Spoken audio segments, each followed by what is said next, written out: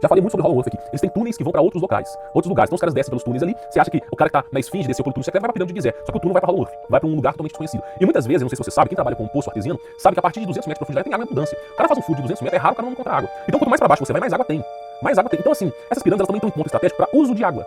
Porque pra você ativar um portal, você precisa de água. Lembra bem o que eu vou te dizer. Um portal pra funcionar, ele precisa de água e de energia, tá bom? É o princípio básico dos portais. Como é que os santos sentinelas de Gênesis 6 deserdaram dos céus, desceram pelo Monte Hermon, Hermon amaldiçoado, e como é que eles conseguiram vir pra Terra? Eles estavam em vimanas, eles estavam em naves voadoras. Agora, como é que eles atravessaram uma coisa chamada domo? Ou, pra aqueles que acreditam na voz persônica da NASA, cinturão de Van Halen. Como é que eles foram capazes de atravessar aquilo ali? Se nem os anjos são capazes de ultrapassar aquilo ali. Evidentemente foi um portal que foi se aberto. Agora, como é que esses portais são abertos? No céu, tá? Segundo, eu não posso dizer o nome dos autores, não de maneira clara, mas existe uma coisa chamada Flip Ring e Shock Ring, tá? Que é responsável pela gravidade nos céus mandarem as águas pra cima. Então, tem uma certa altitude, acima de 80 km, que as águas vão pra cima, devido a um fenômeno de gravidade, mas é um fenômeno eletromagnético, tá? Tudo nesse universo é eletromagnético. Então, simplesmente, eu vou chamar o cara de Laponte. Ele que desenvolveu esse modelo. Então tem água, a água acima lá no domo. Então quando você vê em Gênesis que separou as águas de cima e de baixo, é que as águas de baixo são os oceanos e em cima do céu tem água. Muita água, muita água.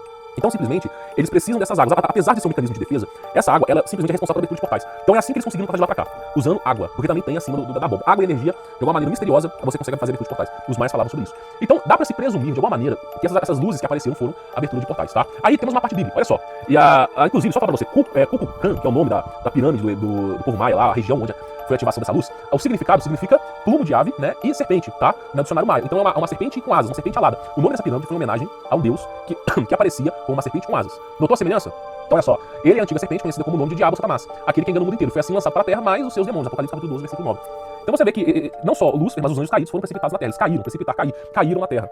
E você vê o quê? Que o adversário ele tem uma semelhança com o réptil, né? Então ele tem o quê? Muitas vezes a cultura chinesa retrata esses deuses como um dragão com asas que voa pelo espaço. Muitas vezes a cultura maia eles retratam como uma serpente com asas. Como é possível isso? Porque se trata do diabo. Então há uma pirâmide maia que foi feita em homenagem ao diabo, tá? Porque os antigos astronautas nada mais são do que anjos caídos, tá? Então você vê esse curioso fato aí. Aí a coisa começa a ficar um pouco estranha.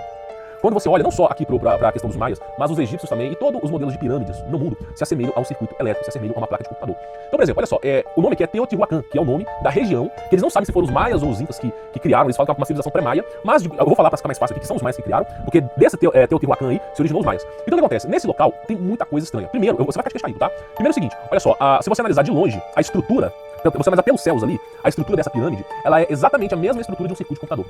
De um circuito de computador de energia. Então, olha só, a pirâmide significa localizada em Teotihuacan, dentro do povo maia, o significado é o local onde os homens se tornam deuses. O significado de Teotihuacan é o lugar onde os homens se tornam deuses. É o significado, tá? Tal lugar é semelhante ao circuito de computador. As estruturas que compõem as pirâmides são feitas de mica. Mica é caro. Mica é mais caro do que o prata. Só pra te avisar.